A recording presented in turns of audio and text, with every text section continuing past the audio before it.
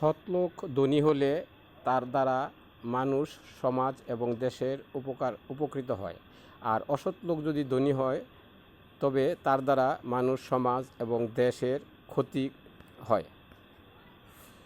নিজের হাতে নষ্ট হওয়া সবচেয়ে দামি জিনিসটা কি, সেটা নিজেই খুঁজে বের করতে হবে। আত্মীয় স্বজন যতই বড় লোক হোক না কেন, তারা কোনো দিনই চাইবে না আপনি তাদের চেয়ে বড় হন।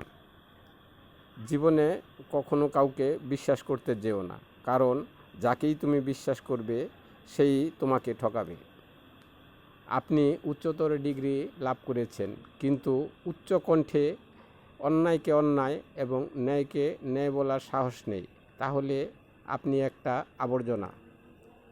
বিখ্যাত মানুষ হওয়াটা খুব বেশি জরুরি নয়, জরুরি হলো একজন সৎ ও ভালো মানুষ হওয়া।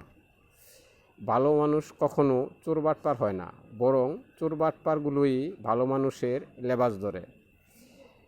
কার কখন কি হয়ে যায় বলা যায় না। অবহেলা না করে ভালোবেসে পাশে থাকার চেষ্টা করেন।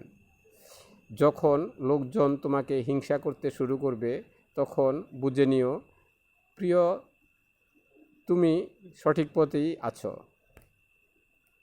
জন্ম নেওয়া ভাগ্যের ব্যাপার, মৃত্যু হওয়া সময়ের ব্যাপার, কিন্তু মৃত্যুর পরেও মানুষের মনে বেঁচে থাকা কর্মের ব্যাপার।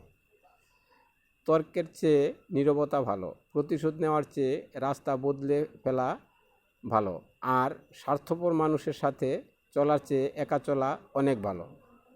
শিক্ষার উদ্দেশ্যই যদি হয় চাকরি, তাহলে এই পৃথিবীতে শুধু চাকরের সংখ্যাই বৃদ্ধি পাবে।